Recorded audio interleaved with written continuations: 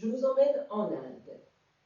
Pankaj vivait là-bas, en Inde, dans la région de New Delhi. Alors l'histoire ne précise pas exactement pour quelle raison Pankaj marchait depuis 3 jours sous un soleil de plomb. Et d'ailleurs, l'histoire ne le précise pas parce que ça n'a strictement aucune importance. Mais voilà qu'aux heures les plus chaudes du 3e jour, il décide de s'arrêter un peu pour se reposer. Alors il cherche autour de lui une ombre accueillante, une ombre hospitalière, mais le coin est un peu désertique. Quand il aperçoit là-bas au loin un pipal, un splendide pipal. Les pipales en Inde sont des arbres sacrés, mais ce que Pankaj ne savait pas, c'est que cet arbre-là, précisément, était un arbre à souhait. Un arbre qui a la faculté de réaliser vos vœux. Pankaj va s'asseoir sous cet arbre. Il s'assoit par terre, sa dose contre le tronc, étend ses jambes. L'ombre est fraîche, généreuse. Et ma foi, il commence à manger sa petite galette de chapati. Et tout en mangeant cette petite galette de blé, il se dit manquerait plus qu'un bon poulet tandoori.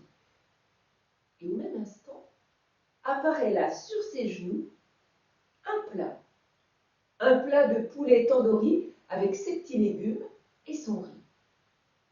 Alors sans se poser de questions, Pankaj commence à manger, et alors le poulet est absolument exquis. Les petits légumes cuits à point, le riz parfumé. Alors Pankaj mange. Et une fois qu'il a terminé de manger, il s'est dit « il manquerait plus qu'un bon lit ».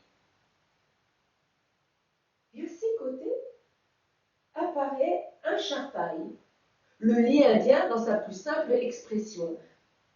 Une toile de coton blanc tendue sur un cadre en bois posé sur 4 pieds. Toujours sans se poser de questions, Pankaj s'assoit du bout des fesses au bord du lit. Et puis bientôt, le voilà tout étendu sur ce charpaï. Et là, il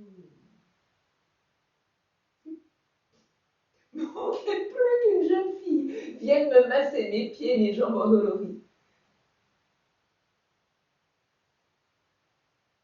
À ses pieds, une jeune fille, fort jolie d'ailleurs, qui de ses doigts souples et agiles commence à le masser.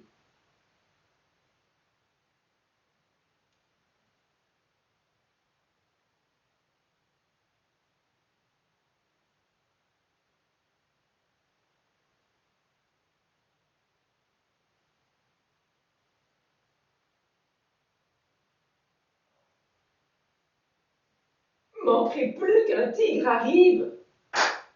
Le tigre est arrivé et il l'a mangé.